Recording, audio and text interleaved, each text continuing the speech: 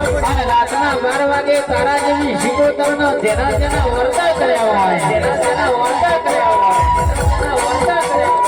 અરે રા મારા બાપની માતા તો ભોગ જતી રહી આન તું મઢમાં બેઠી જોઈ હોય તો મઢમાં બેઠી હી રહી હોય આન દશમણ અમારા લુગડા ઓગરી કરી જાય તો તારા શિકોતરના દીવામાં મેષ લાગે ખુમા તમે